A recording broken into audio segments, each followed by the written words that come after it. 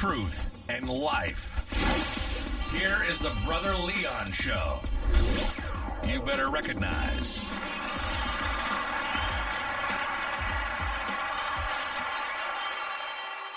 What's going on, listeners? This is your boy, Brother Leon, and you are tuning into another episode of the Brother Leon Show. So today, guys, we having coming back on the show, Miss Eden Adele, a.k.a. The Sage. She is going to bring the thunder and lightning. Yes. So today, we are going to talk about insecurity. And I want you guys to understand and know that, hey, insecurities are no joke. But the one thing that I can say, and the one thing that I will say is this, is that you can overcome insecurities. Don't let nobody manipulate you and your insecurities. But the one thing I want you to see, man, we're going to talk about it all today. So, guys, stay tuned. Like I said, yo, we got Miss Eden coming in here. Let me get some music for her.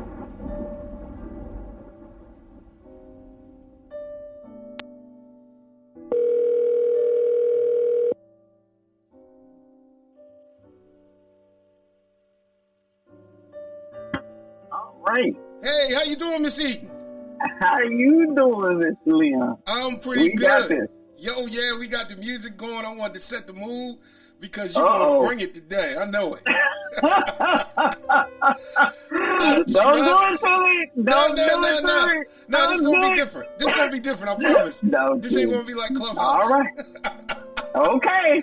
All right. So let me give you some applause. Oh my goodness, my Yes. Let's do this. So let's begin. Tell us who you are, Miss Eden. I am an author. I am a speaker. I am a media guest. My topic du jour is passionate relationships. That's my zhuzh. That's my thing. That's what lights me up. That's what people ask me the most about, and that's why I'm here. Okay. Thank you so much for having me. Oh, hey, we love having you on here. We love anytime we interact with you. I definitely know we're going to get something priceless. And that's the God knows truth. So let me give you some more applause. Thank you. See, got me feeling all special and stuff. So, you know what? I can't help but ask, how did you become a relationship and a life coach? You know what happened? I didn't find it. It found me. Okay. I was just writing a blog. I was at a point in my life. I was 45 at the time, and I was in the middle of a perfect storm of crisis. I had my mother diagnosed with Alzheimer's, and she came to live with me. I was still a newlywed at the time. My daughter was on her way to college. I lost my job. I lost my car. I had a bad report from the doctor that put me on 7 different medications just to manage my moods and my blood pressure. And in the middle of that storm, I was desperate for a way to stay sane. And writing was something that I had leaned on pretty much my whole life. Wow. And at the time, I didn't really know much about the internet because that was, 15 years ago? So all that, anything about blogging was new to me, but somebody suggested it. And I just started writing what I was feeling. I needed some place to put it all because I didn't really know anybody that I thought would understand. And I started writing it. And people started responding. I got a lot of women, especially from all over the world, complete strangers. Yeah. People from Lisbon and Brazil and Australia were responding to me and say, you know what? Me too. I know what you mean. I know that overwhelm. I know that feeling of walking on the edge of destruction. I know that feeling. And that was what started me on social media. And then one of my readers on social media suggested I write a book. So I wrote a book. And that was how the radio thing started. I had a radio show on Blog Talk Radio, and it went from half an hour to 2 hours because Wow. people just kept calling and they just kept wanting to talk about it, whatever it happened to be. And that was how I ended up doing it. It literally snowballed in that fashion. There was no plan, no purpose. If you had asked me 20 years ago if this is what I always wanted to do, I wouldn't have even known what you were talking about. Wow. but here I am.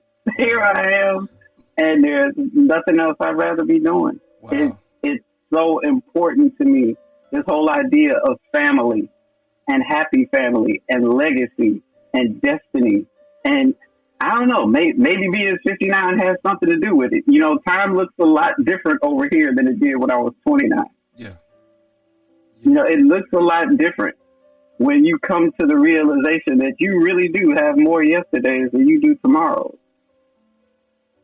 And that's not me being morbid. It's just statistical. Yeah. You know, and when you accept that, you're much more intentional about what you do with that time. Yes. What you do with how you want to be remembered when you're not here anymore. What kind of an impact do you want your life to have made? Do you want to do something more significant than breathe air and eat groceries? Yeah, exactly. And so here I am. Wow. This was it for me. It literally found me. I did not find it, and I'm just so grateful. Wow. I am so grateful that people like you and I've just had the privilege of meeting so many amazing people through this pursuit that found me.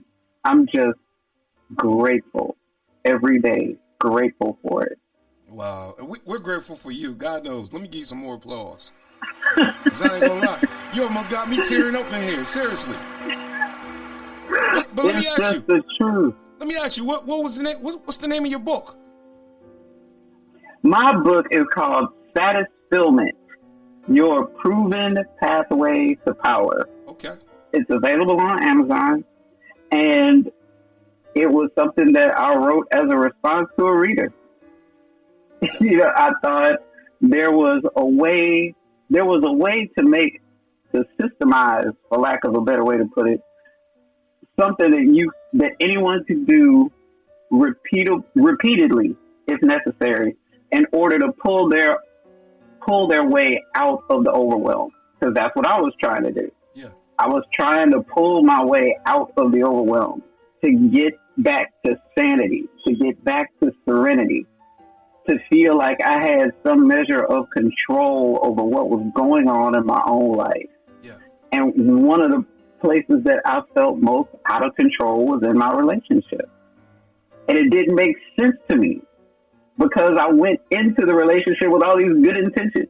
Yeah. You know, and I wanted it to work, and I really wanted to be what he wanted from me. I wanted to do that.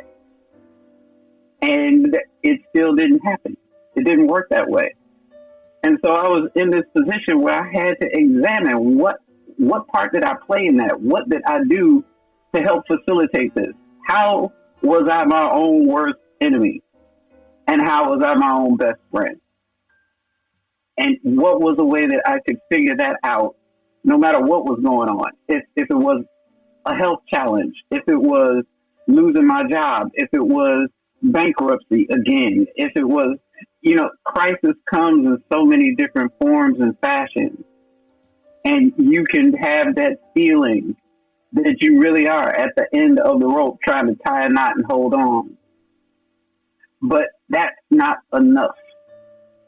You can tie the knot and hold on, but then what? Yeah.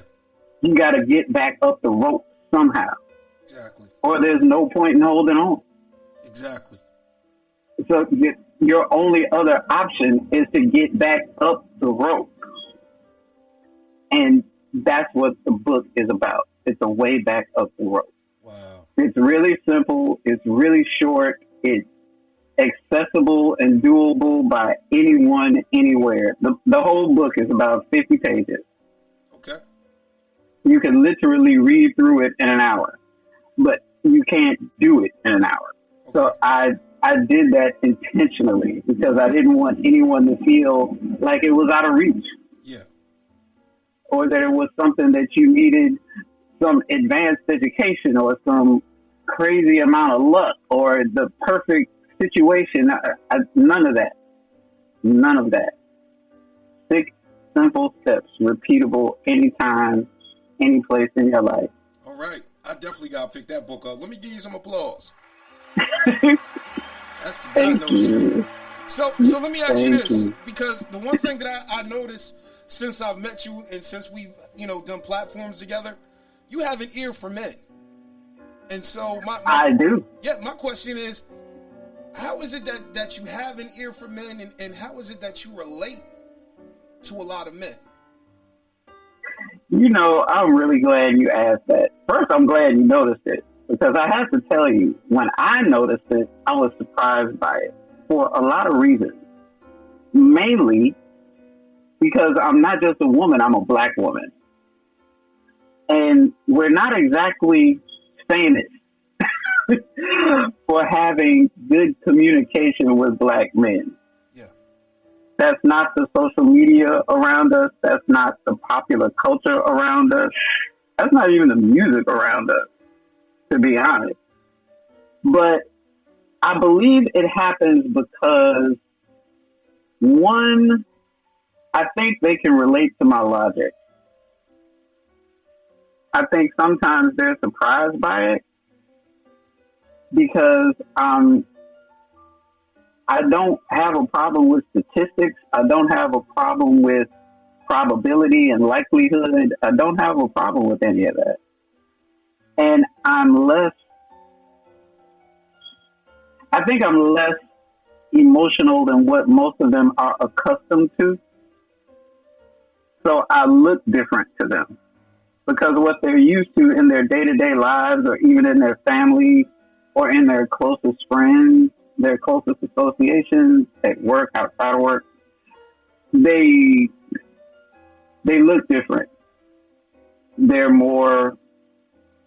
maybe more chaotic and less predictable. I think there's a level of predictability when they deal with me that they find comforting. And I believe they know I really do have their best interest at heart. Maybe not their self-interest, but definitely their best interest. Okay. Because ultimately, this whole relationship deal doesn't work if we're not both fully engaged. We have to both be fully invested. Fully invested. Yeah. That's why I don't do that 50-50 noise. Because that really never worked anyway. It just sounded good. Yeah. It's good advertising. It's good marketing. There's a whole lot of noise around relationships. There really is more about marketing than it is about making healthy relationships. And I really don't have any problem confronting issues that other people don't want to talk about, but that they're still doing and that they're still living with every day of the week and twice on Sunday. I don't have any problem talking about it. And I think men now that a lot of men are really actively redefining what it means to be a man, what it means to be a man in a relationship, what it means for a man to be in love, what that looks like to him on a daily basis and overall. And I think that in that process, they're becoming more open to actually conversing about it where they weren't before. Because men typically didn't talk about relationship issues, not even with other men, until their relationships were falling apart. Yeah. Until the real crisis hit and people were like packing clothes and leaving. Then they wanted to say something about it. But normally in between, they weren't really talking about relationships much. At least not once they got married.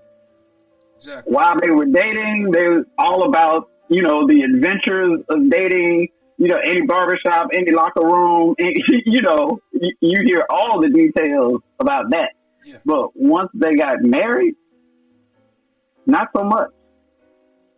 And I really believe that now they're more open to doing that, even with each other. I think they're more open to having conversations. I call them along the way conversations. Yeah. That they're not just waiting until everything blows up before they say anything. They're actually internalizing the message that they can have more than two emotions, that they can be more than angry or aroused. Those are literally the only two places where men have been fully allowed complete expression of their emotions, especially in America. Yeah. The anger or arousal. Yeah. That's it. That's all. Yeah. And I'm Fighting the fucking. That's it. That's all. That was. Exactly. I'm just saying that was the limit, and so men have been trying to channel all of their other emotions through one of those two avenues. Yeah. Exactly. And it hasn't been working for them. No, it hasn't. And they really don't know how to say that it's not working because they don't have another toolkit to pull from. Yeah. So now they're trying to create one that actually works for them more than it works against them. And I just feel privileged that they actually trust me at any point in their process, because it's a big deal. Listen, when a man picks up a phone and dials me, a black woman, to tell me about his crisis, I understand the height of the hill he had to climb to get there. Because it's a very different thing for a woman. Women have been given free reign of their emotions for their entire lives. And we reach out to each other all the time for nothing at all. We hang out with each other just because we want to be in each other's presence. Yeah. We don't wait for the crisis. We do it because it's Tuesday and I feel like an extra mocha frappuccino latte. Yep. You know, we do that kind of stuff. Yeah. We do it because, oh my goodness, this movie came out. Come sit next to me while I act the fool talking to the screen. We do stuff like that.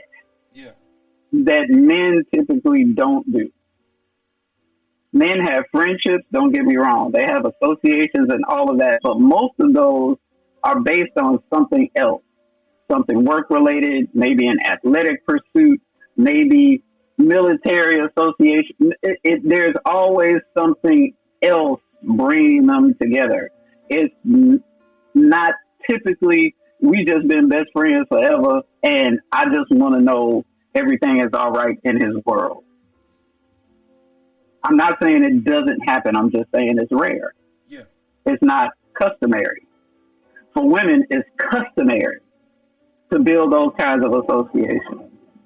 And because of that, we have all these different avenues and ways of dealing with our emotions, even among our friends, that men typically don't have. Yeah. And for a man to reach out to a woman to talk about it, never mind a black woman, is a much higher hill for him to get over. The trust barrier is much higher for him than it is for most women. Not that I'm discounting the women that I deal with by any stretch of their imagination. I'm just saying they don't have the trust barrier that men typically have. So when men reach out to me, I make it a point to notice it and to acknowledge it and to let him know I notice it and I acknowledge it. Wow. Because it's a big deal. Yeah, it is. Definitely is. I gotta give you some applause on that. I'm serious. And I want to say thank you for having an ear for men. So let's get into this topic. I want to talk about insecurity. Yes. So my question is, how do you see insecurity coming from a coaching perspective? How do you see it in relationships? I see it in a lot of ways, but I think most often, if I had to boil them all down, it comes down to fear and control. Okay. Those would be the two sides of the coin of insecurity. Because insecurity is basically saying, I don't really trust this is going to last. I don't believe that it's going to be what I expected it to be. It's not going to be for me. what I need it to be. And if it's not, then I am somehow less of who I thought I was. That my identity is somehow diminished if this relationship goes away. Yeah. If it turns out that I'm, quote, made a fool of, unquote, then that somehow diminishes me as a person. So insecurity usually arises in all the ways that we try to control each other, the way we try to control how we feel about each other. When the basis of your relationship is built on, I'm going to do this, be that, behave this way because I want them to love me, that is an unsustainable foundation. Mm-hmm.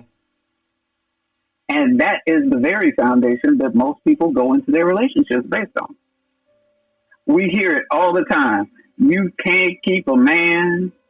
You don't want a woman. We hear all of that kind of stuff all the time, and it's related to that. It's related to how well you manipulate somebody into feeling about you the way you want them to feel about you. That is the basis for a whole lot of relationships, and that's why we have these dismal relationship statistics. That's why we have ever climbing divorce rates. Because a foundation like that sets up an unreasonable expectation. It's not sustainable. Yeah. Because it's not based in reality. Yeah. It's based on a fantasy. It's based on a dream. It's based on a wish list that may or may not be based in reality. And usually it's not. Usually it's based on what we've been conditioned to think love actually is. Yeah. Which is about 180 degrees from how love actually works. Okay. The conditioning is horrible. It's just horrible. Wow. That's why it doesn't work. Okay. But because we keep seeing it, and we're steadily programmed by it, and there's so little to interrupt the program. There's so little to come into our lives from any other direction, any other place. There's not a voice saying anything different. All most people are seeing is reinforcement of what they've already seen.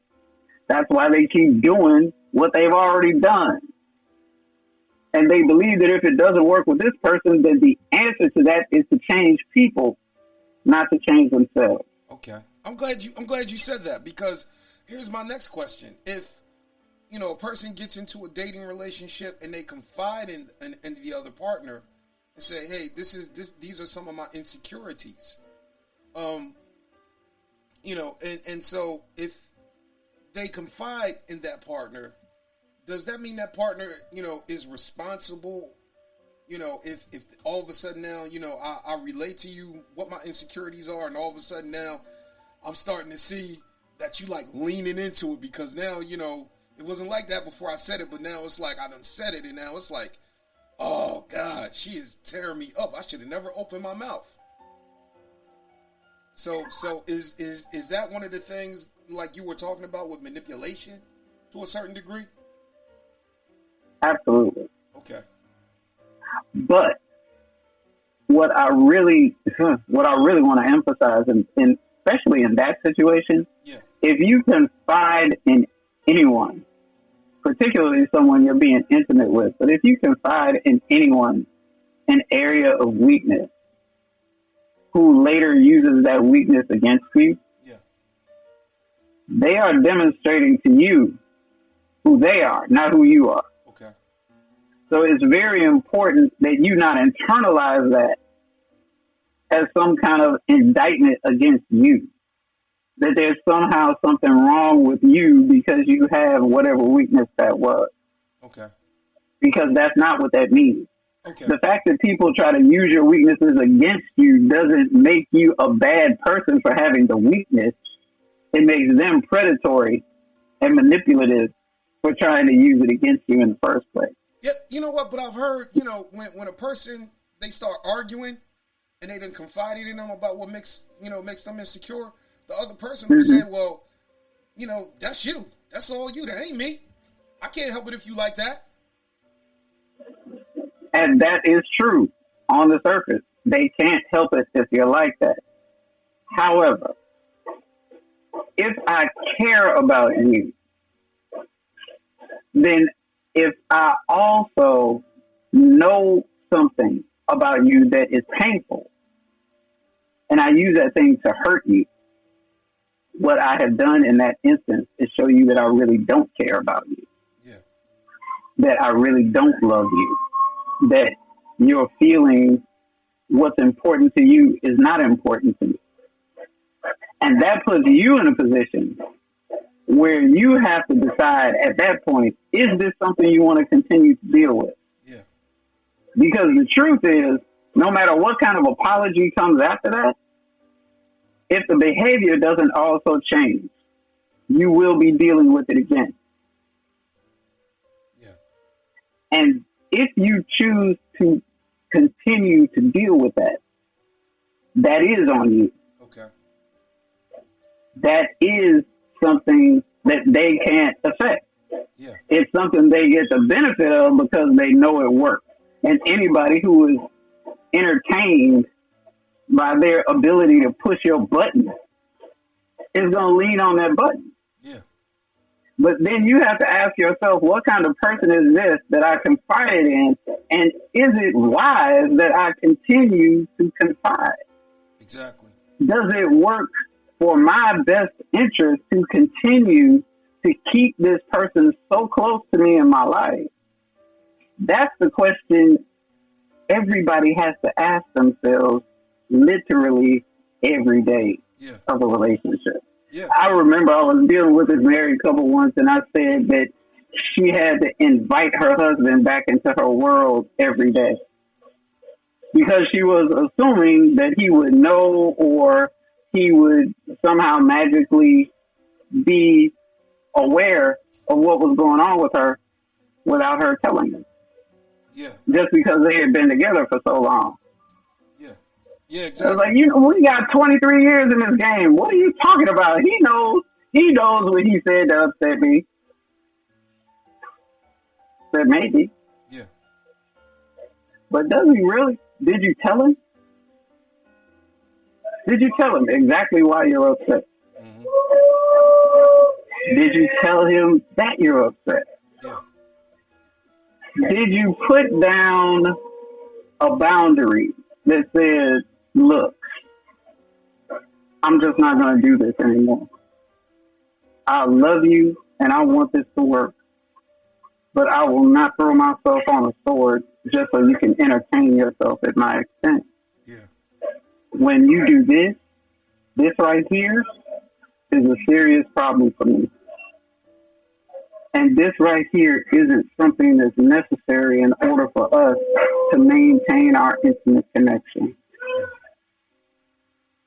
So I just wanted to make you aware of that. Yeah. Yeah. Thank you for that, because I think the one thing that I have been seeing is like even in the Christian church, a lot of people, there was like, in situations like that, okay, maybe I need to pray harder.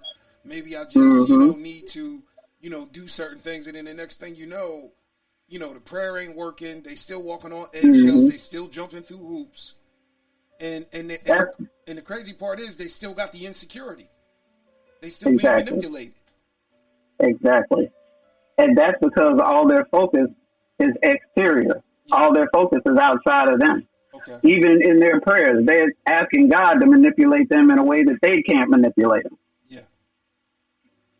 They're literally asking for divine manipulation, because what they're asking for is that their partner's behavior change. Yeah. Which is a reasonable request if somebody is hurting you. I get that. But that's also where you have the least control. That's also where you have the least power. That's also where you have the least influence. Where you have the most influence is what you do with yourself. Yeah. Where you have the most power is your ability to disengage. Yeah. No matter what kind of relationship you're in. Yeah. whether you're married or not. Yeah.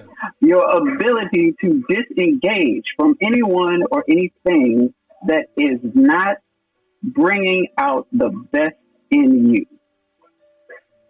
If you always find yourself in positions and situations where you feel threatened, either your life, your health, your sanity, your property, if any of that is a standard in your relationship,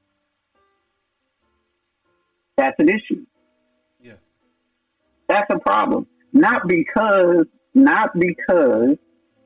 your partner is wrong, but because you are continuing to stay in a situation that you know is bringing out the absolute worst in you. Yeah. The goal is never to change them. The goal is to change you. Yeah. I can't help but play devil's advocate for a little bit. Let me ask you this. Please. Because a lot of people, they feel as though that, you know, I'm not proving myself in love, because some people feel like I gotta fight. You know, some people you just gotta fight for. And I'm like, I totally get it, but I don't believe that if you are fighting for a person, are they fighting for you? You know, if you gotta prove yourself, if you gotta fight, then you need to ask yourself, what is it? Because if you doing all the swinging and they ain't doing nothing, you just exhausting yourself. And so my next question is, why is it that people feel as though that, okay, maybe God can intervene and change that person? You know, because a lot of people, like you just said, you know, you don't have that control. But a lot of people think that, okay, if I just do it, then maybe it'll work. And they'll try God, they'll try sex, they'll try a whole lot of different things, and it's the same outcome. You're still walking on eggshells, jumping through hoops, and even though you done killed yourself, and then killed your dreams, and then sacrificed your values and standards, nothing changes. I'm really glad we're talking about this. Yeah. Because it it sort of piggybacks on this really popular table discussion that's circulating through social media right about now. The whole "what do you bring to the table" thing. Yeah. Here, the real truth is this: love cannot be proven. Okay. It can only be shown. Okay. I'm glad you said that. That's it. That's profound. That's it.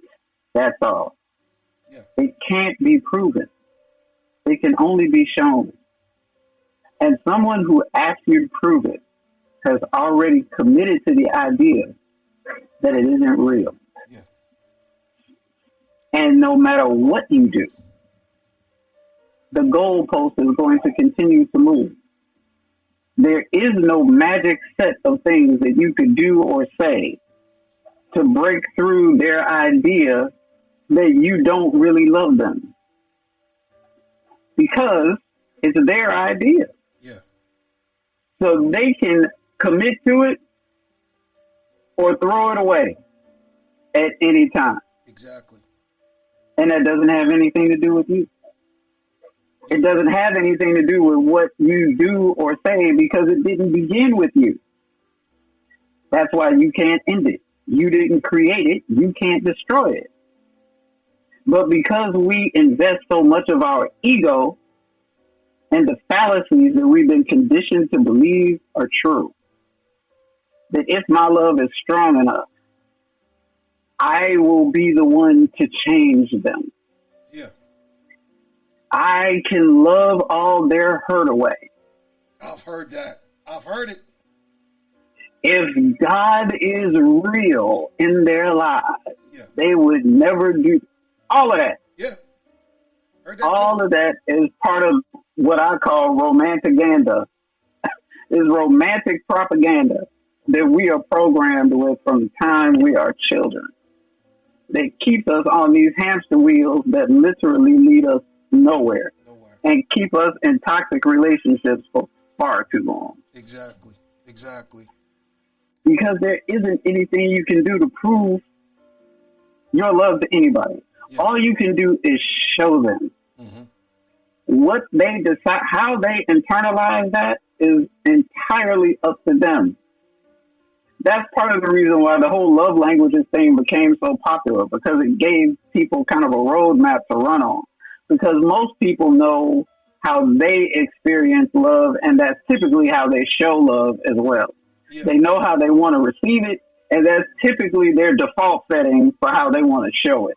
So until you're actually talking to someone who lets you know that that's not how they receive it, how you show it is going to keep being what works for you, what makes sense to you, what's comfortable for you. Yeah. That's the closest you can ever come to proving that you love someone, is to become fluent in their love languages to the extent that it actually coincides with yours. Because you can't deny yourself. That's not sustainable. Yeah. But you also can't ignore or neglect the needs of your partner, because otherwise, why are they there? Exactly. So your ability to negotiate that and to continue to negotiate that over the course of your relationship, to a large degree, is going to determine the success of your relationship, not the longevity, which is a whole different discussion. Not how long you stay together, but how well you stay together. Yeah, exactly.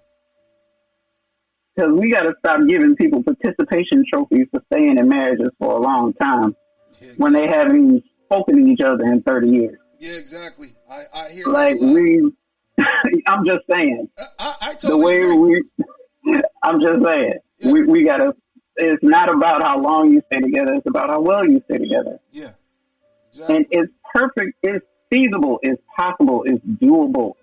But people just have to tune in, and they have to be present. Yeah. People keep reliving their past instead of coming into the present. They have to start from where they are, not from where they've been. Okay.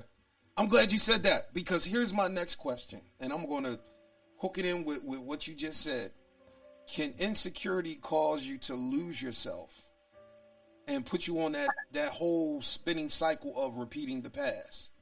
You know, or playing the same song, but you dancing with a different person, but it's the same song. Absolutely. Especially if someone with really strong abandonment issues, or what we call an anxious attachment style, meaning their way of attaching to you is based on the anxiety that you got one foot out the door. And so the only reason that you're there is because they're doing what you want them to do. That's where the idea comes from, or why people feel so betrayed when they get cheated on, and then one of the first things you hear them say is, but I gave them everything they wanted. Yeah. That was the mistake. Nobody was ever happy because they got everything they wanted. Yeah. Despite social media, popular culture, fairy tales, nobody's ever been happy because they got everything they wanted. Mm-hmm. That's not how they work.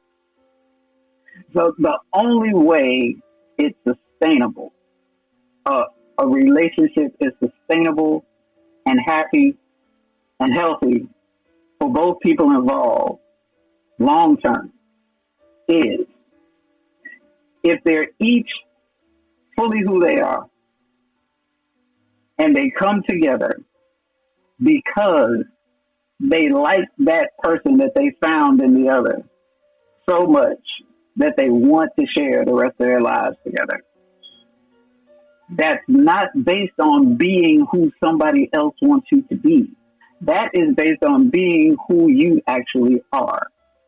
Being the best of yourself on any given day. Your only competition is always you. It's never anybody else. Your goal should always be to bring your best self to any relationship. And then once you get into the relationship, you determine from day to day if that best self is actually being received and reciprocated in a way that brings out the best in you and makes you want to do it again tomorrow. That's how you see people married for 30, 40, 50 years, still holding hands and giggling and smiling at each other. Yeah. That's how that happened. Yeah, yeah. And going back to, like you said, about giving trophies because of longevity, I've asked the question of, yeah, y'all been married 50 years, but y'all sleeping in separate rooms. Right. Don't even like each other. Yeah. Never mind love each other. Don't even like each other. Yeah. But they've gotten comfortable just being together. Yeah. And they would rather that than the discomfort of not being together. So they've grown complicit in their own misery. Yeah. And a lot of people do it. A lot of people are fully participating in misery that they've chosen for themselves.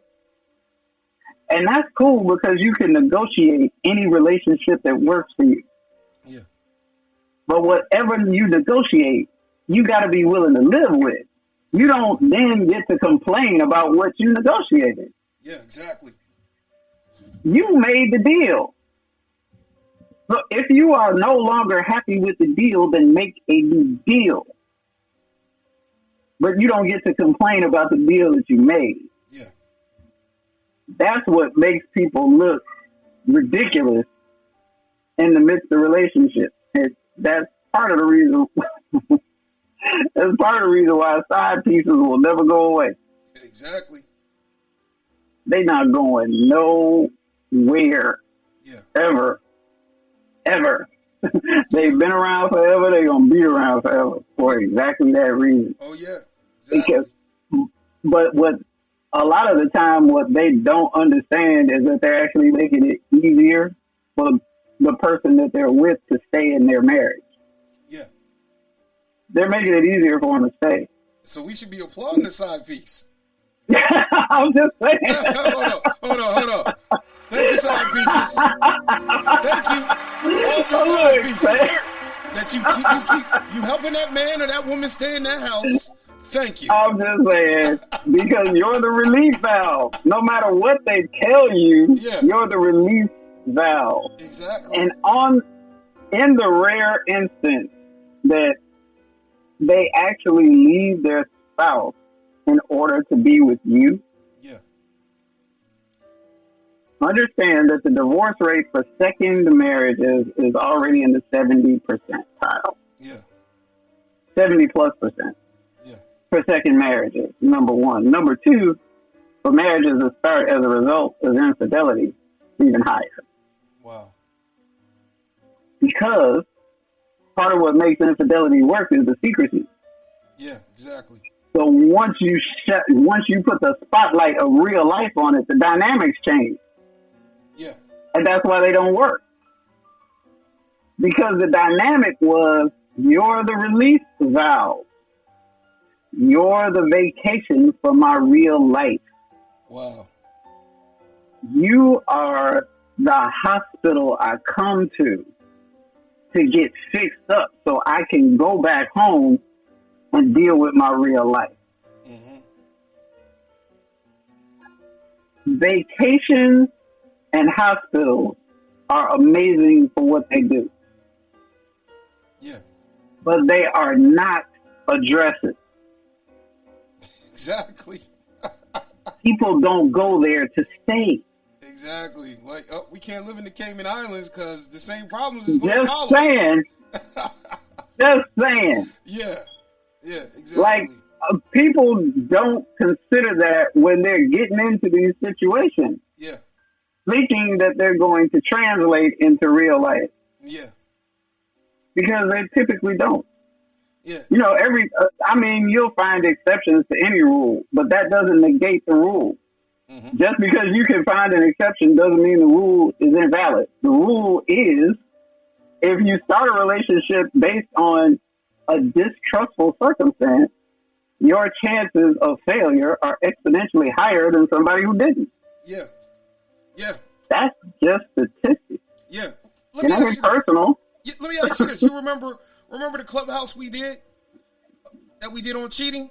And I asked the question. Oh my God. Yeah, why is it that people who all of a sudden now they were cheating with a person, then all of a sudden they actually look for loyalty and then get mad if all of a sudden they get cheated on, especially by the person that they was cheating with. Yes. So how is it you can get mad at the person that you was cheating with when y'all was cheating on somebody else?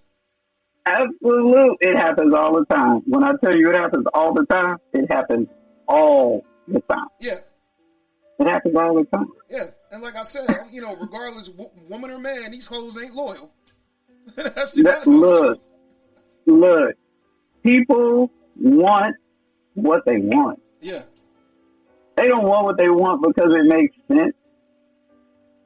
They don't want what they want because they deserve it. They don't want what they want because they earned it. Yeah. They want what they want because they want it. Yeah.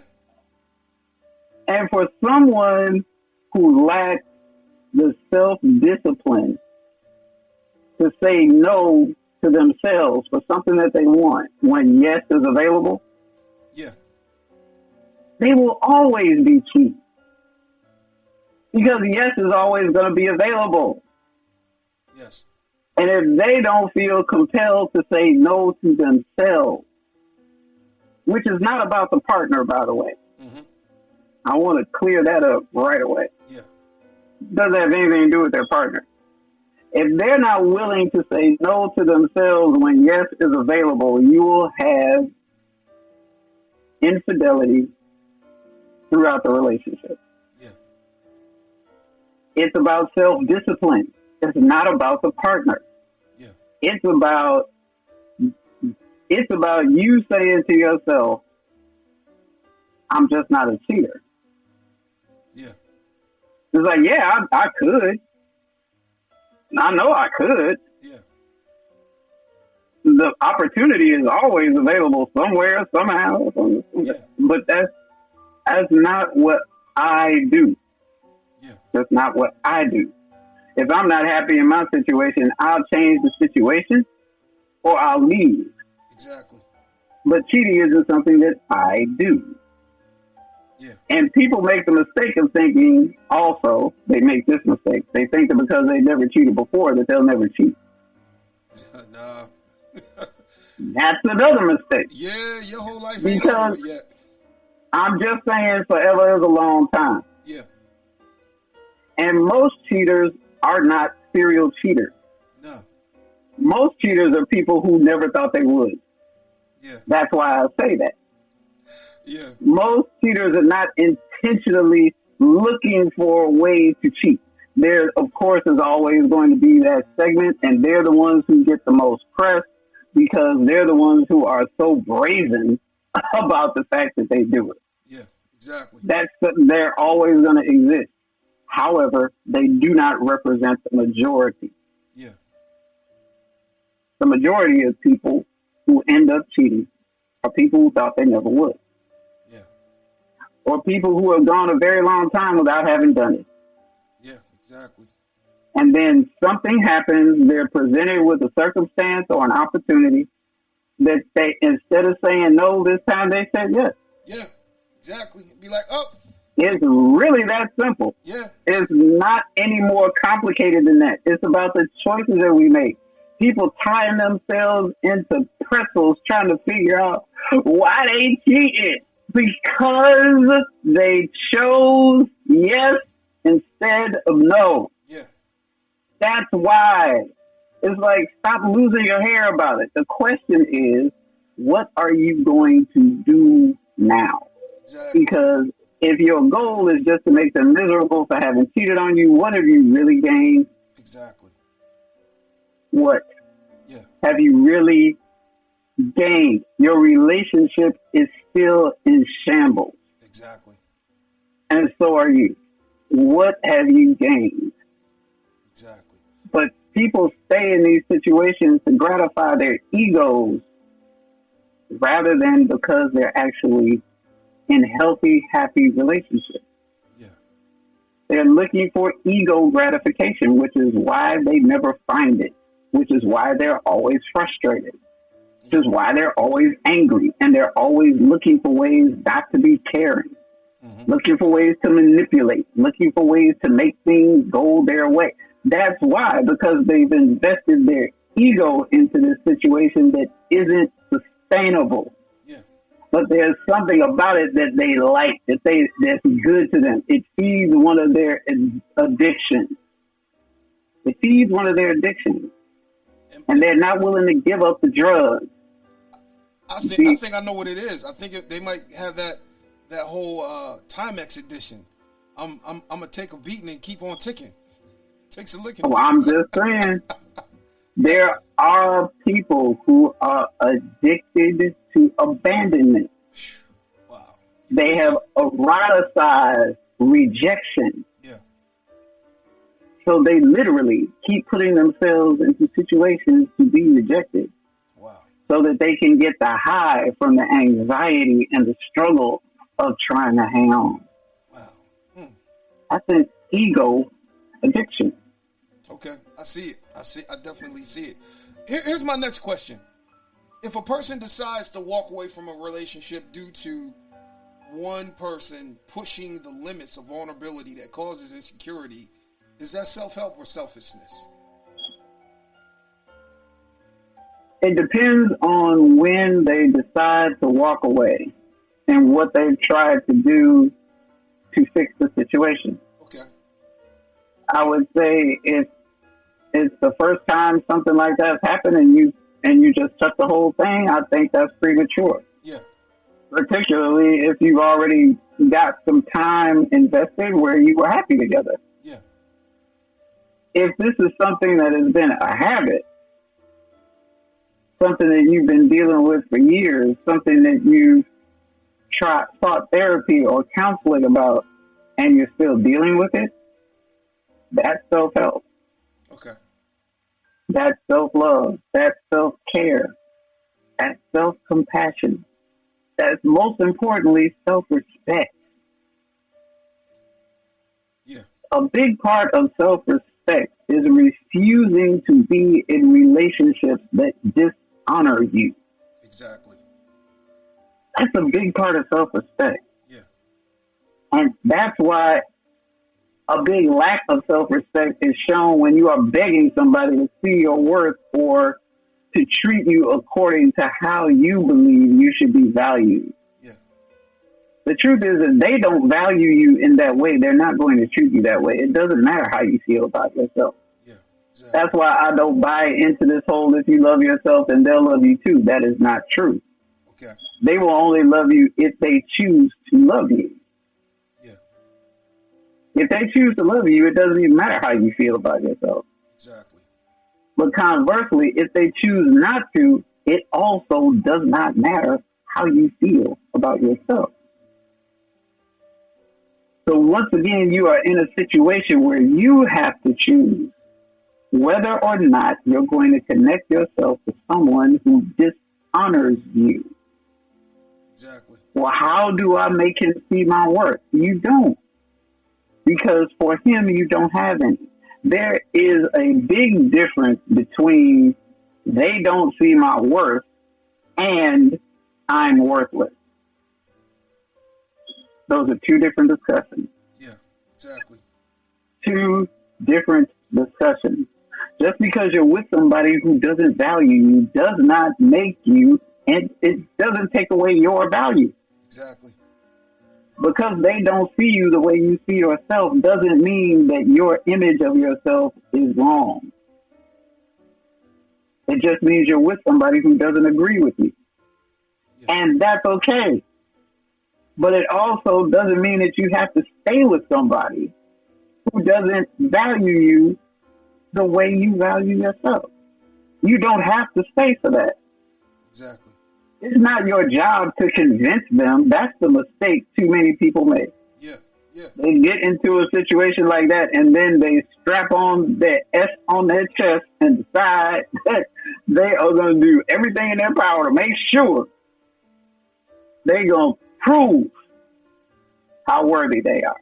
Yeah. They're going to prove how valuable they are. Yeah. They're going to make sure that they are so good to this person that they would be an absolute idiot to leave them. Yeah, yeah, exactly. And then they get left.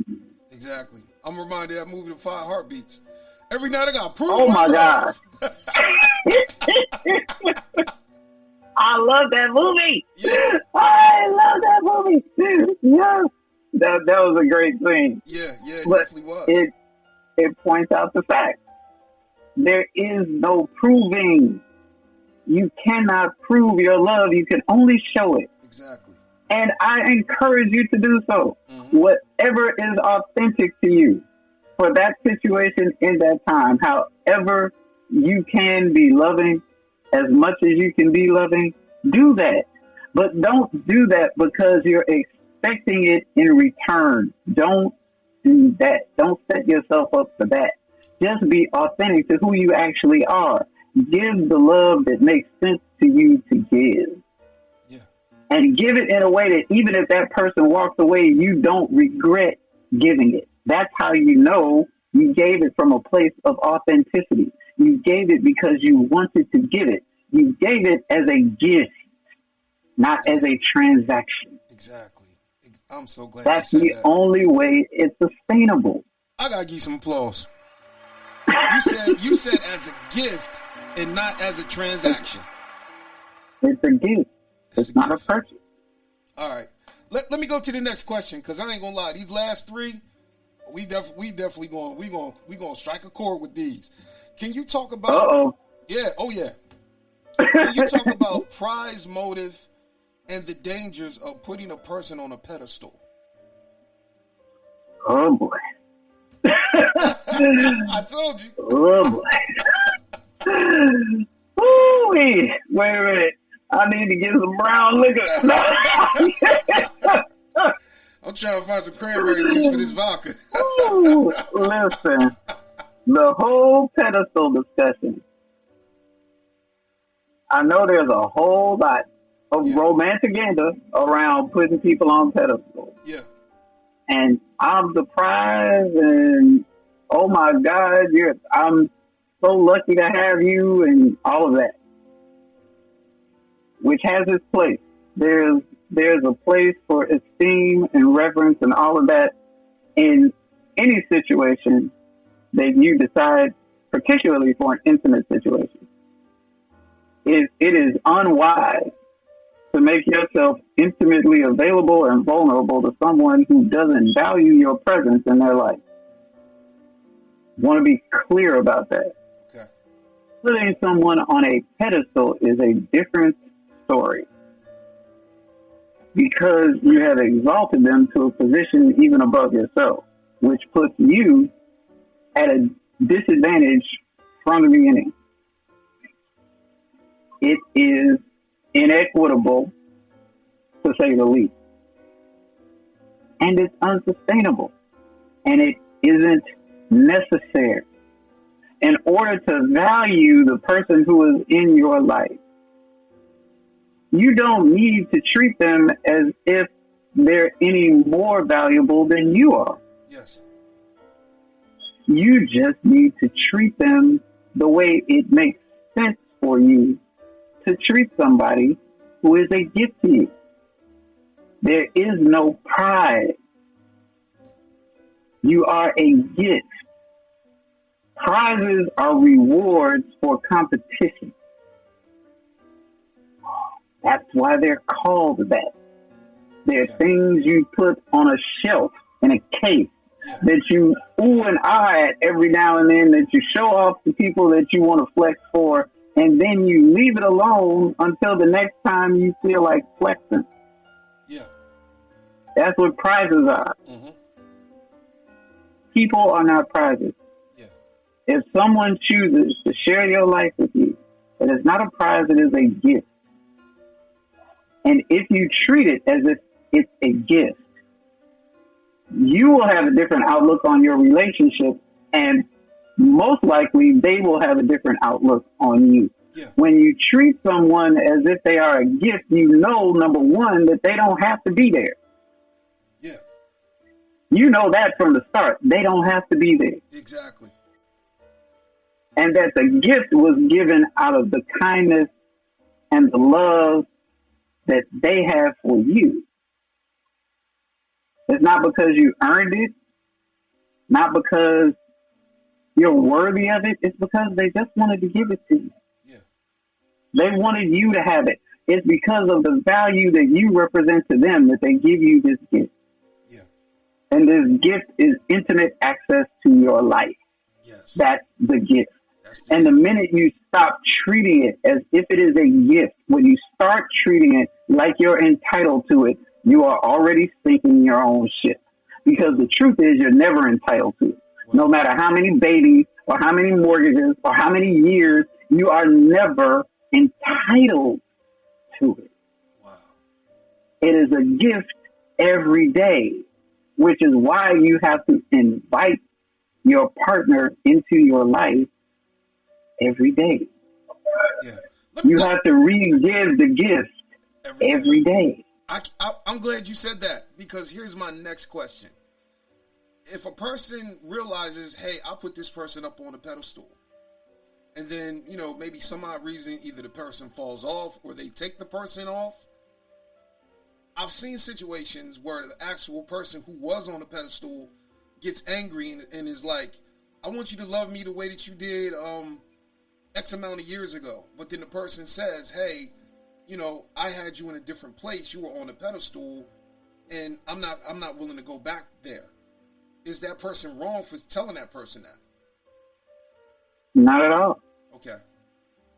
Not at all. Nobody gets to dictate for you how you love anybody. Okay. All they get to do is tell you what they need from you. They don't get to dictate that for you. Mm-hmm. They just get to show you, tell you, show you what it is they need. Okay. And if you aren't willing to do that, you have every right not to do it. Okay. No matter what. People have a right to show love however they choose. At any time, for any reason. And if you're in a long-term relationship, that is going to change. Yeah. It's always going to change. And the mistake is to believe that it won't. Exactly. Particularly once you get married. That's a big fallacy of marriage. Yeah. People believe for some reason that once they become husband and wife, they're always going to feel like being husband and wife. And that's not a feeling. It's a choice. It's a decision. It's a daily. I know I keep saying that, but it is just the reality of the situation, because when you ignore that fact, you start getting complacent. And when it's easy for you not to do it one day, then it's easy for you not to do it 2 days. Exactly. Then it's easy not to do it again the third day. And next thing you know, it'll be a month. And then it'll be years. And for some couples, it'll be decades. And the longer you get into the pattern of not paying attention, the harder it is to break that pattern. Exactly. And it may get to the point where there is literally no return, not because there's no way back, but because the other person isn't willing to allow you to. Exactly. Most things can be negotiated as long as you've got two willing people. Exactly. Most things. I've seen people stay together behind stuff that I never even would have talked about. Yeah. I mean, there's one couple, she shot him and they stayed together. Oh my God, really? Oh my God. I'm just saying. So she was mad about some other woman, and it turned out that there wasn't even another woman. Wow. She was just wrong. And she shot him, and they stayed together. Oh, Lord. Oh, yeah. When I tell you people can negotiate some stuff, people can negotiate some stuff. Lord have mercy. But they got to be willing to do it. They got to be willing to do what it takes.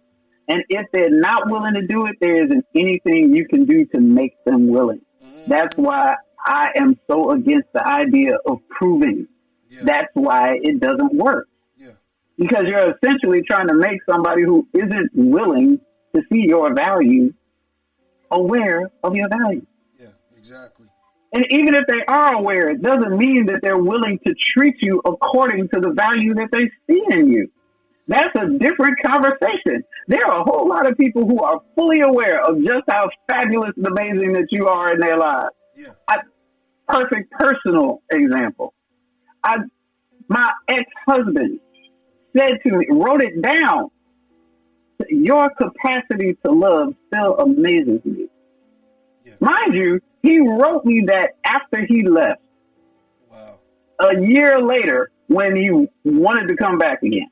Wow. They see you. They see how amazing. They see the value. Doesn't have anything to do with how they treat you. Yeah.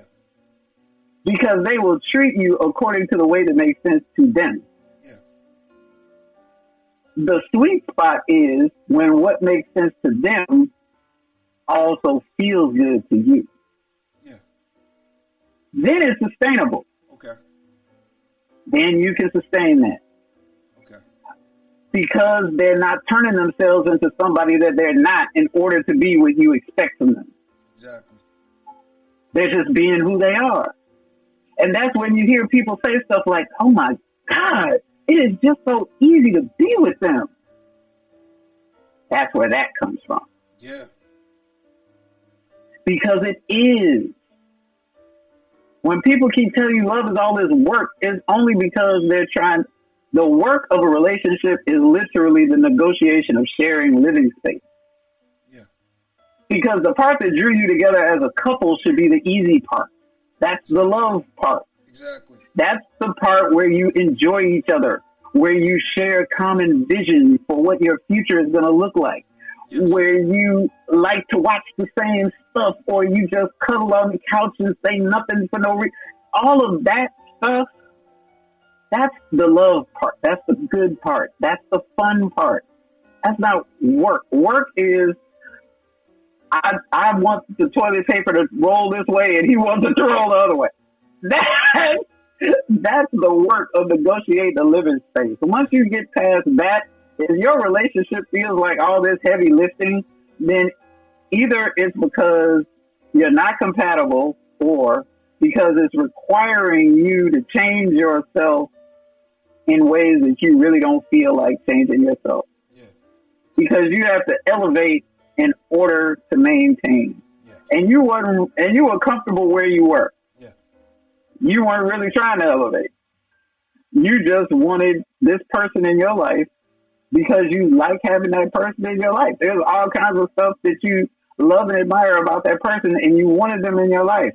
But maintaining a relationship with somebody like that requires something from you that you weren't willing to do yet. And at some point you realize that, and you get to that point where you say, oh my gosh, if I don't find a way to be honest, if I don't find a way to be vulnerable, if I don't find a way to be real about how much this person matters to me, they might just take a walk. Yeah. Exactly. That's an uncomfortable position for anybody to be in. Yeah. But the question then becomes, what are you going to do about that? Exactly. Because you're right, they probably will walk. Exactly. If they have any self-respect, they are not going to stay in a relationship that isn't reciprocal for very long. Exactly. So the question is, are you willing to reciprocate on that level? Yeah. And you can always say yes, but just know that if you say yes, it's going to mean you have to do something different. You're not going to be able to keep doing the same thing the same way that you're comfortable with. And that's not a bad thing. Yeah. It's probably a very good thing, but because it's going to bring wonderful things out of you too. But if there are wonderful things that you don't care about or that you're not willing to discover, then it's going to feel like work to you. Yeah. It's going to feel like a burden to you. It's going to feel unfair. And I shouldn't have to do all of that. And why are you trying to change me? And that's where that comes from. Okay. I'm glad you said that. That's where it comes from. Okay. I'm definitely glad you said. Let me give you some applause. So here's another question. And this, I'm starting to hear more of this term.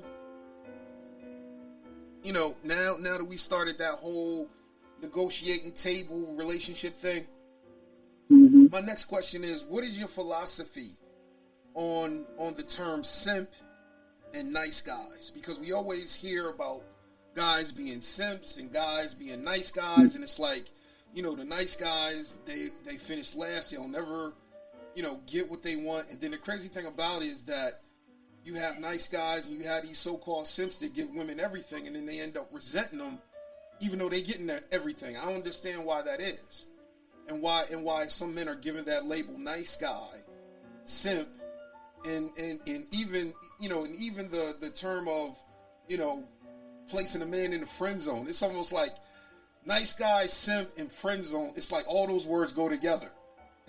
It's crazy.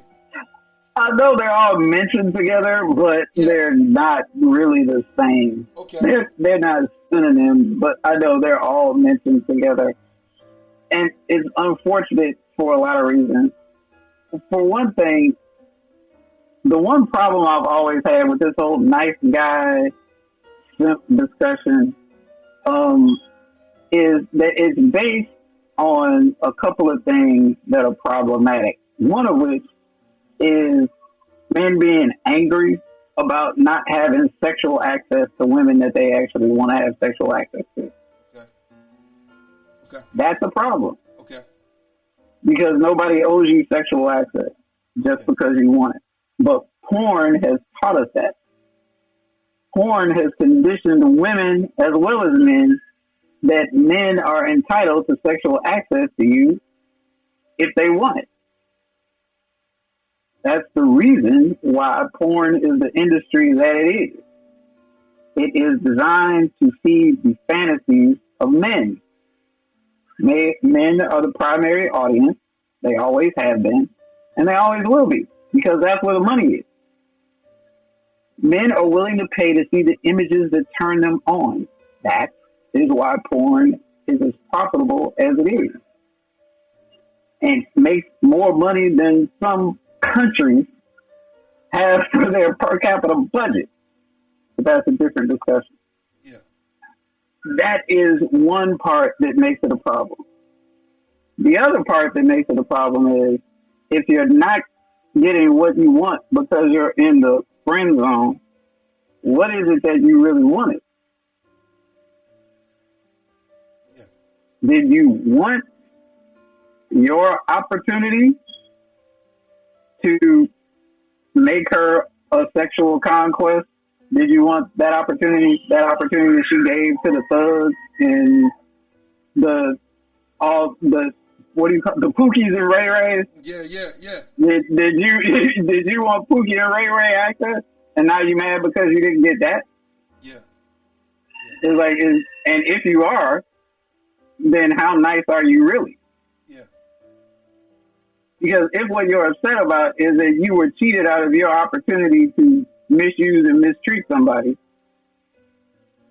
how nice are you really? Mm-hmm. This whole nice guy discussion is typically about people who are not really nice. They're just angry, and they think that because they haven't hit a woman, or maybe they've never raised their voice or cussed a woman out, or they bent themselves over backwards to give her everything she wanted. The truth is, the reason why they bent themselves over backwards to give her everything she wanted is because they wanted sexual access to her. Okay. It's not because they were trying to build a relationship, not because they were trying to create a legacy with somebody. They just really wanted that IG model that they've been looking at, and she's not looking back at them. Yeah. And that's what they're mad about. I hear the simp discussion won't go away either. It's almost as if the minute a man says something about a woman that's kind or loving or romantic, then that label comes out of nowhere. Mm-hmm. Yeah, I hear it all the time about Russell Wilson. He's a perfect example. Yeah. Perfect example. It's like he gets thrown into that simp pile all the time. Why? Yeah, I would like to know. Because he married a woman that he is openly and lavishly in love with, monetarily and otherwise. And she's a baby mama, so she's not even supposed to have access to that. She's the poster child for all of those baby mamas who had thug boyfriends that they had babies with. She's the poster child for all of them. Yeah. So Sierra represents them. And they are not supposed to have access to men like Russell. Yeah, exactly. And if Russell is going to be that kind of man, he absolutely shouldn't be that kind of man for her. Yeah. But because he is, and because he does it so publicly, it triggers people who have that idea that women like her should never get that kind of treatment, that women like her should never be treated well and adored and cherished and treasured, that domain is for other women. That domain is for women who never had a Pookie or a Ray Ray. That domain is for women that they dream about. The woman who doesn't really exist, by the way, but that's for that woman. And so the simp becomes the person who actually adores and cherishes and treasures a woman who reciprocates. There is no indication anywhere that Sierra is anything but reciprocal in her relationship with Russell. Yeah. There's no indication that she is misusing, mistreating, neglecting, or anything like that. Yeah. Anything Russell has ever given her, shared with her, done for her, there's no indication of that. But this discussion won't go anywhere. No, it won't. It won't.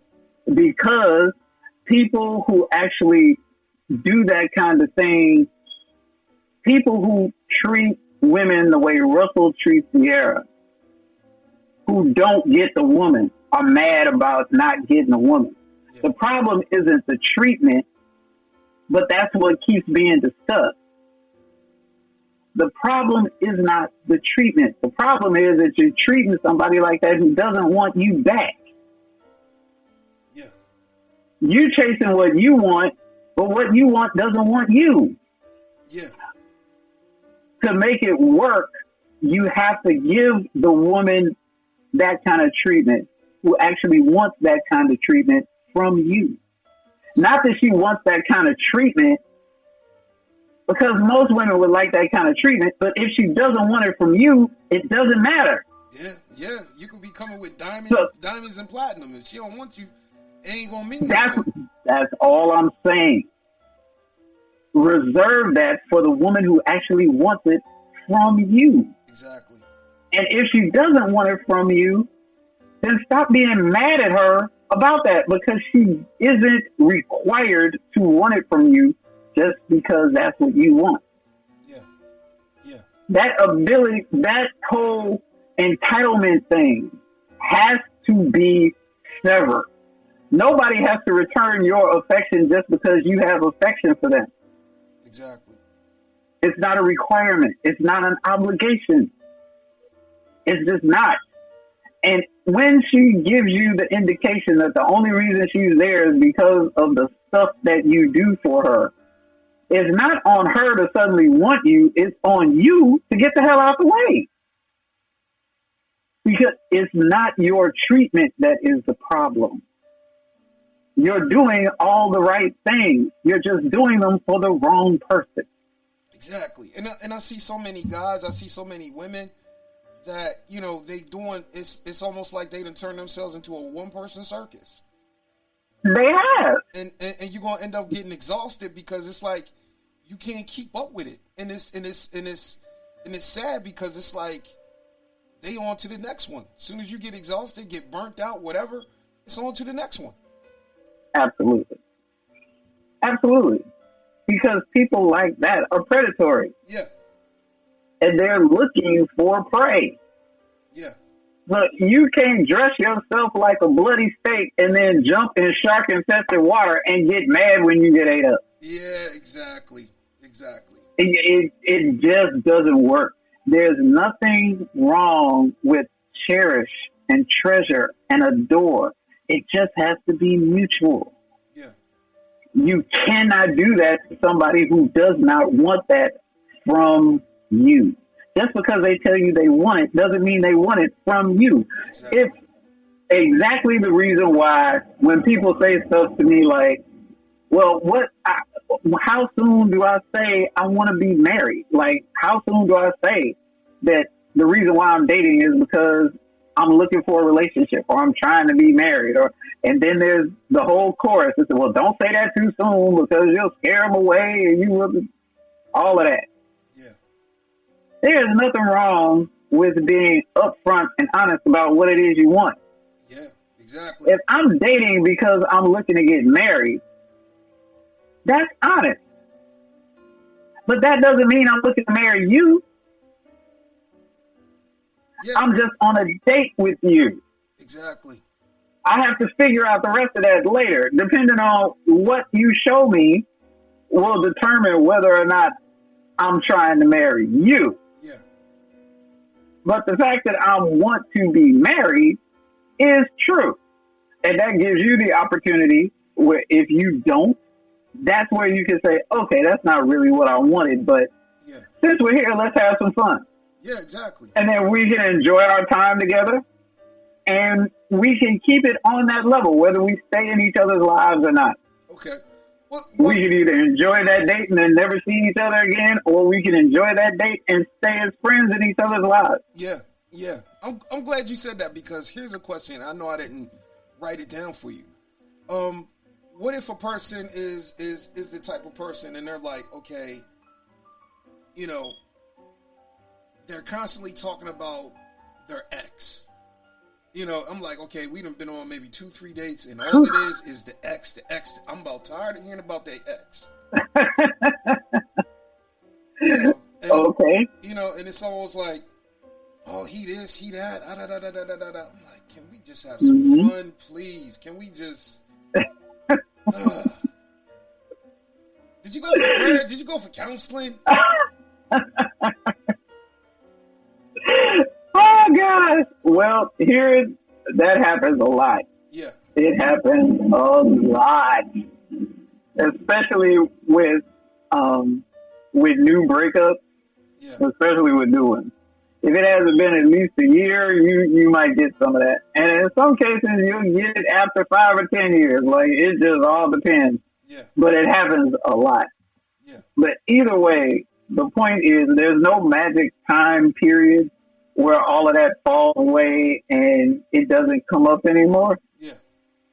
So you have to decide for yourself how much of that you're willing to tolerate. Yeah.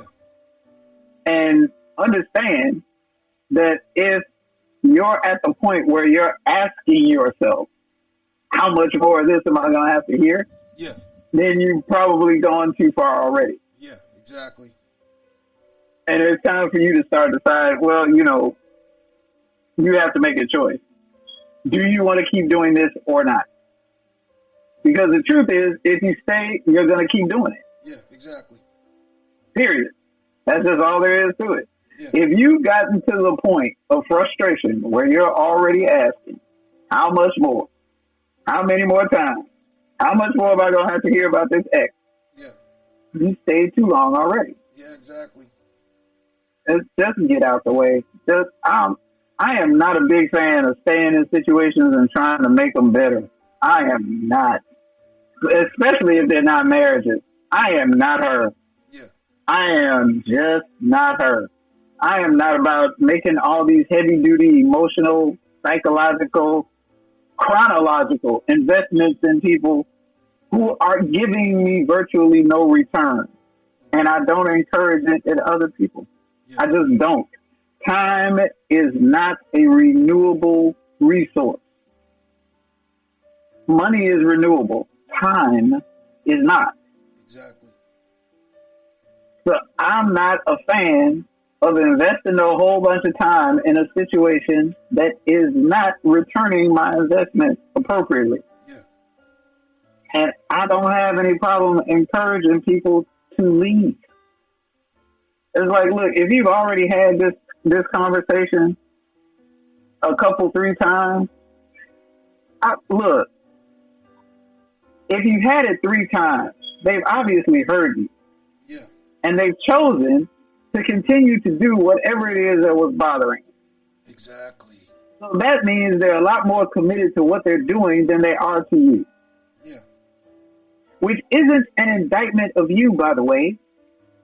And as personal as it feels, it's not actually personal.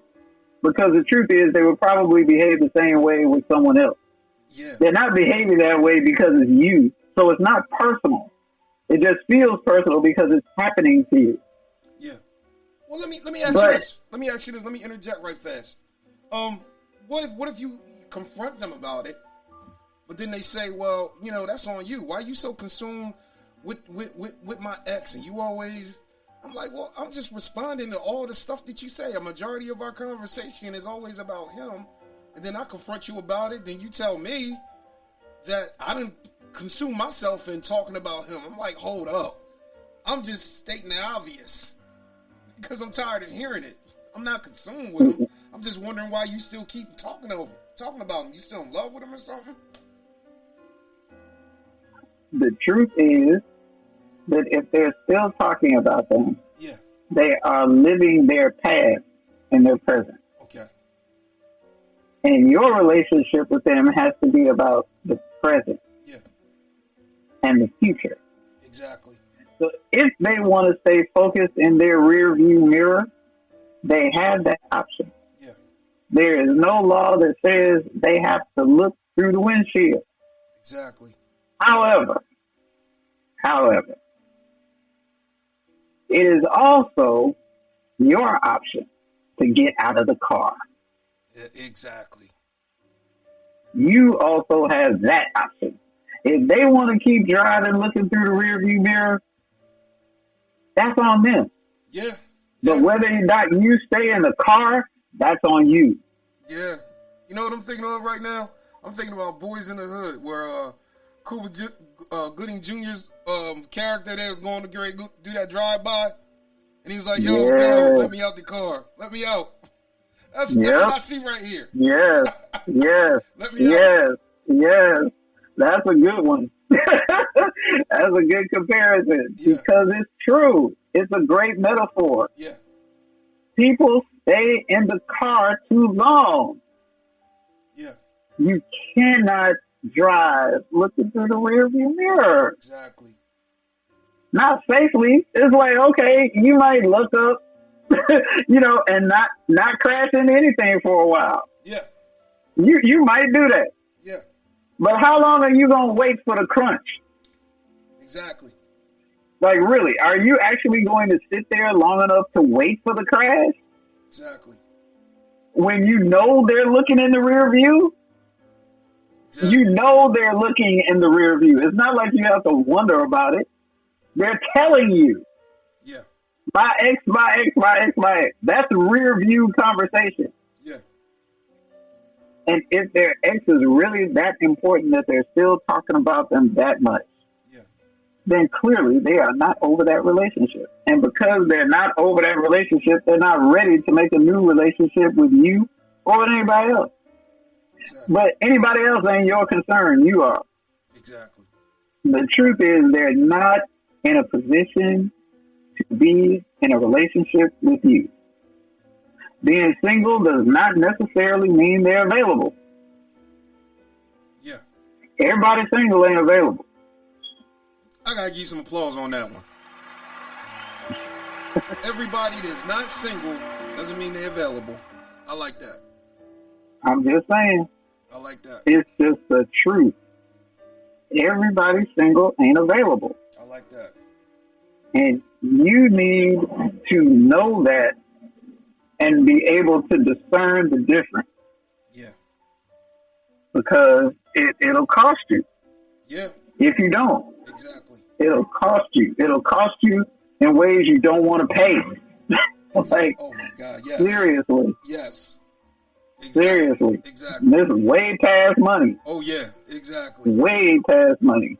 I'm glad you said that. So here's my final question. How can a person begin the journey to healing from past hurts and violations that cause present insecurities? Ooh, I like this one. First, they need to admit it. They need to admit that they're hurt. Yeah. They need to admit that it's painful, that it's hard for them to deal with new people because of the way this last person felt. Yeah. Because that situation has them wondering if they'll ever love again. Yeah. Has them wondering if they can believe anybody again. Has them wondering, whatever it is that they're wondering, that needs to be talked out. Whether it's an online situation, whether it's therapy. Therapy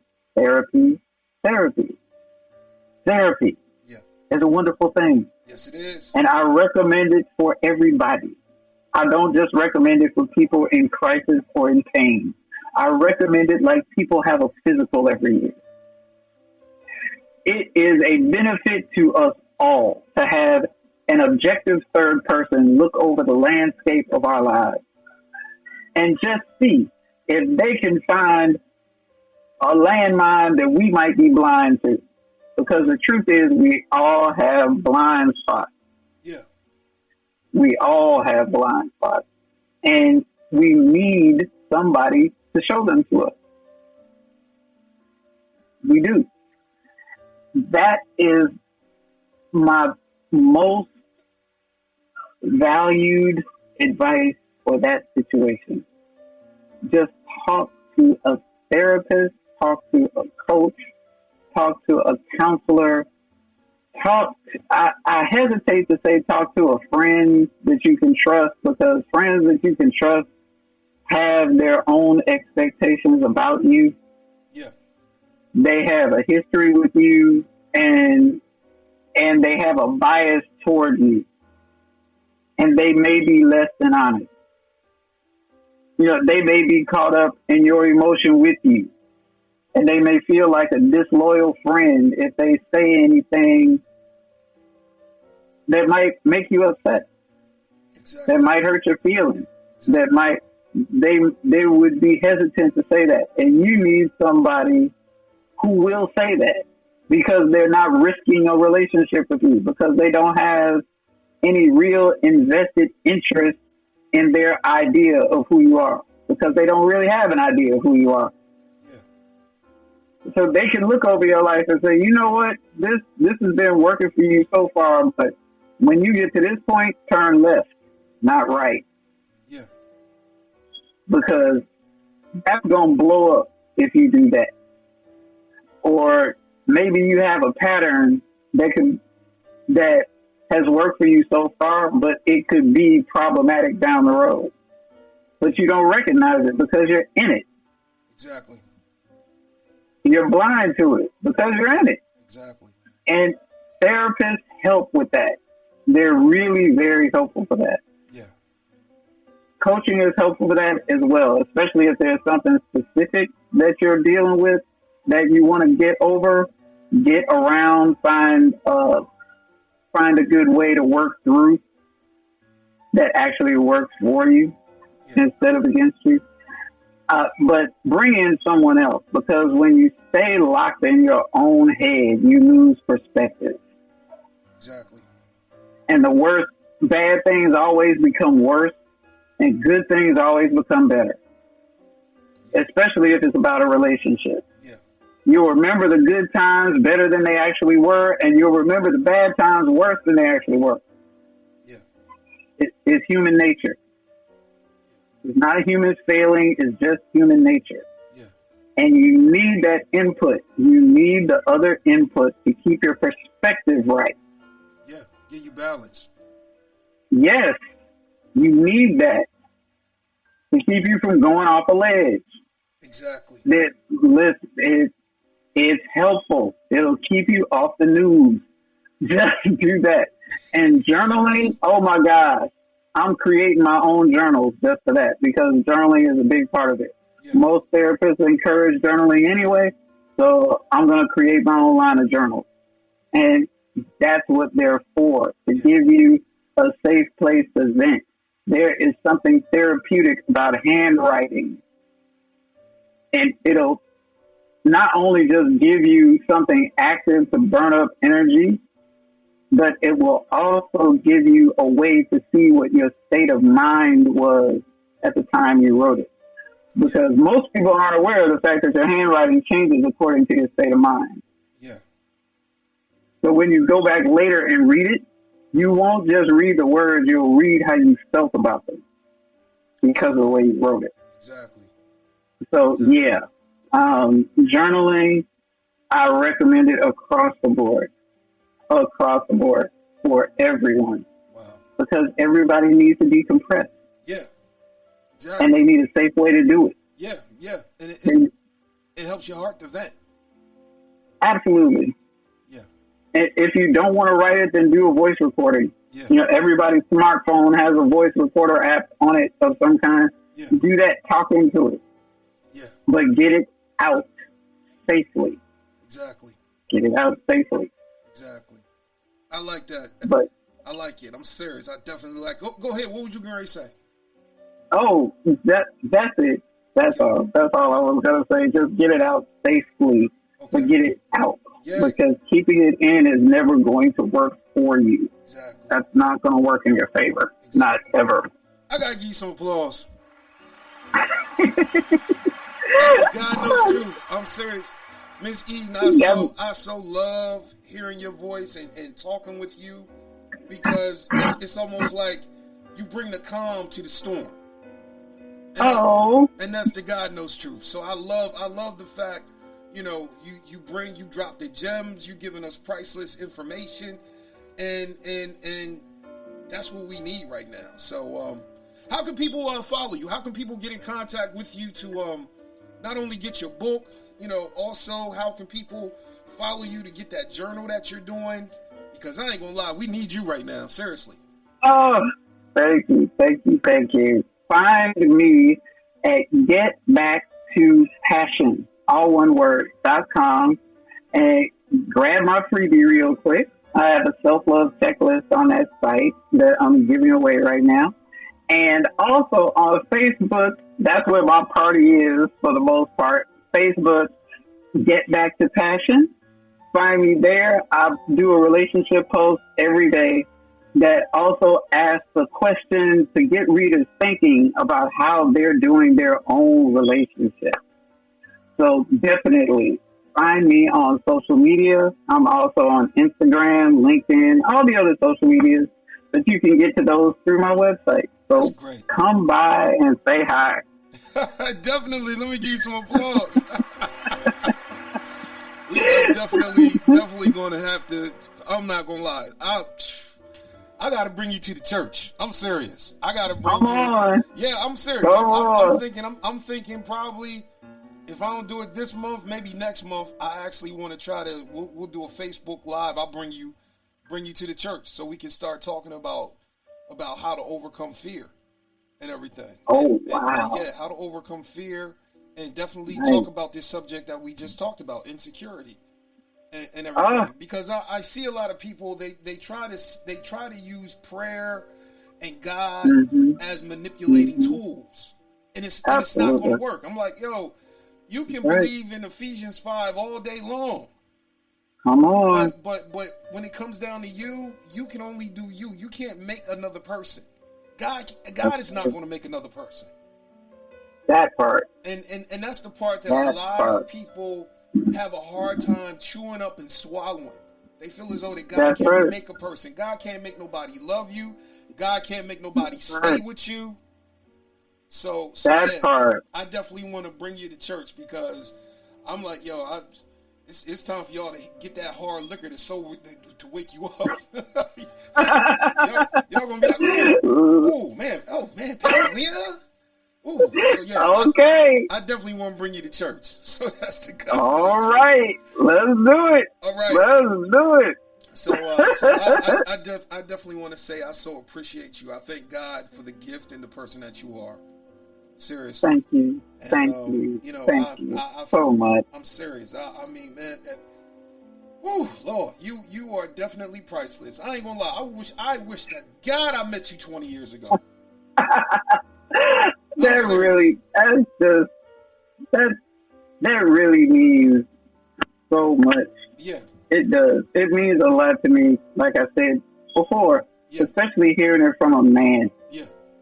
If I can enter into a serious relationship discussion with a man and he walks away from that discussion knowing that he's gotten something that's actually useful to him and he doesn't feel like he's just been beat up,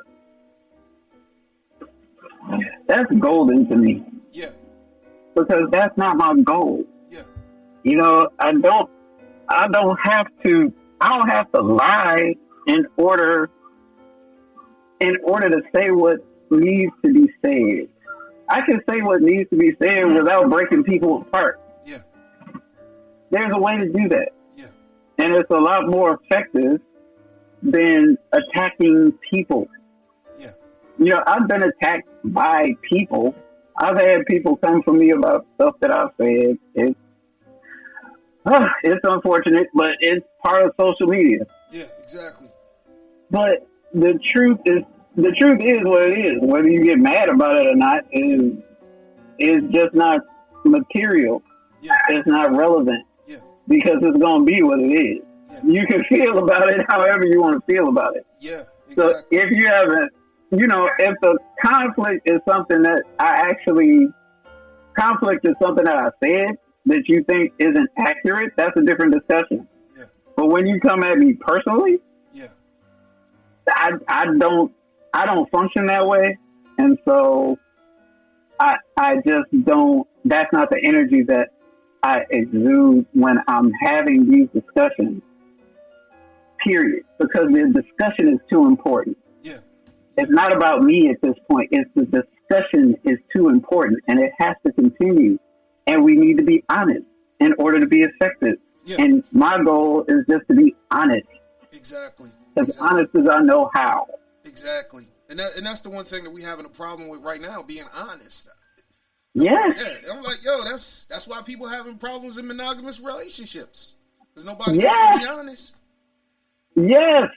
You know? So, yes. So I totally, I'm not going to lie. I'm thinking right now, I'm like, man, if I would have talked to you 20 years ago, I probably wouldn't be in half the mess I was in. I'm serious.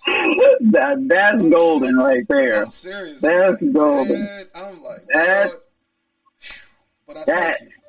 I'm serious. That is why I keep doing what I do right there. Yeah, yeah, exactly. That somebody would feel like that. Yeah. That's why. So I look at it like this. I think I'm going to try to get you to come maybe every 3 months. Because, I mean, that's what we need. It's so many people, they're having problems in their relationships and everything. Yeah. And the crazy thing about it, it's I'm like, sometimes the Bible is not going to give you certain answers. Sometimes you're just going to have to make certain decisions, and you're going to have to live with them and sleep with them. Yeah. So that's true. Yeah. So I definitely, Miss Eden, I so thank you, and that's the God knows truth. Let me give you some more applause. I'm serious. But yeah, I'm definitely going to get your book and everything, because I'm like, man, that's true. Yeah, we might actually. I'm gonna check your book out. Don't be surprised if we make it part of our church curriculum. Oh, shucks now. No, for real. Becky. Yeah, because see, I look at it like this: as the function as a pastor.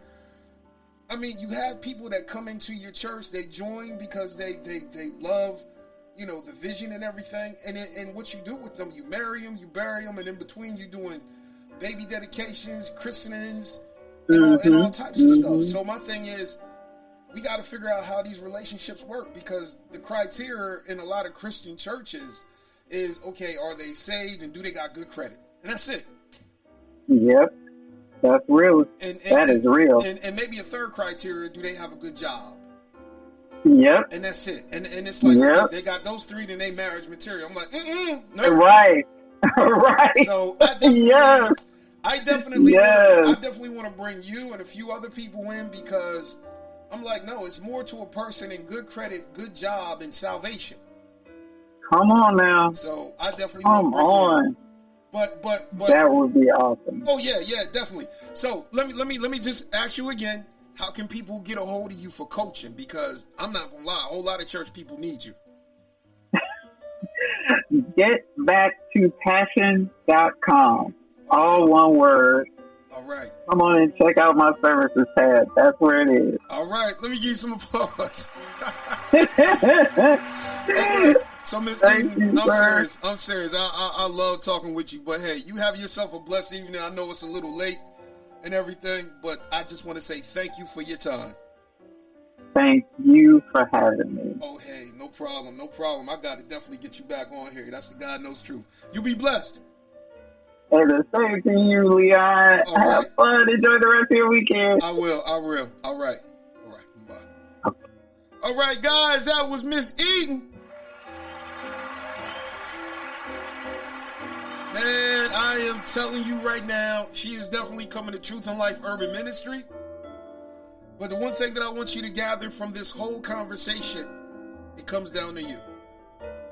And that's the God knows truth. It comes down to what you're going to decide, because if it's not working, then you have to ask yourself, am I willing to walk away?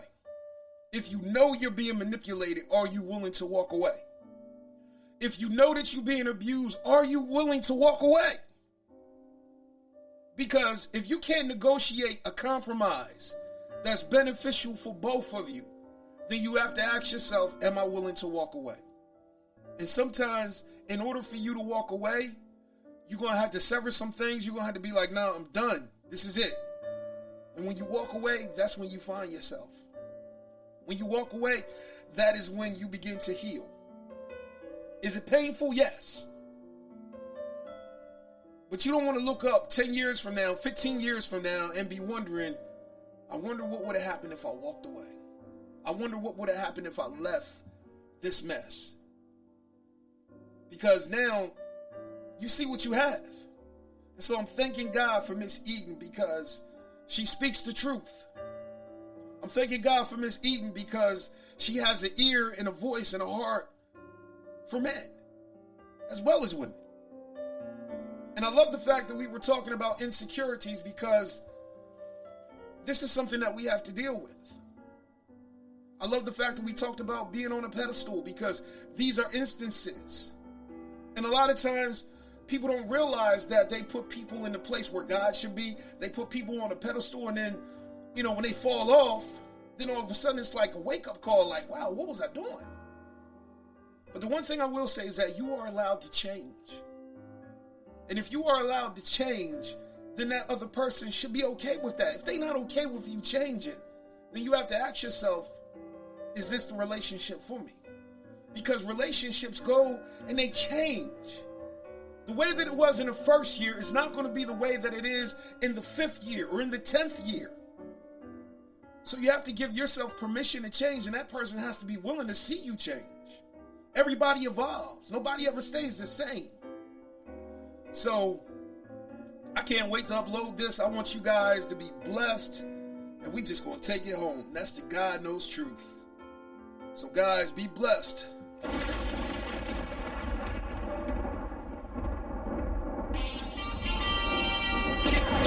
Walk in the truth that makes you free every day. Follow Brother Leon on all social media outlets.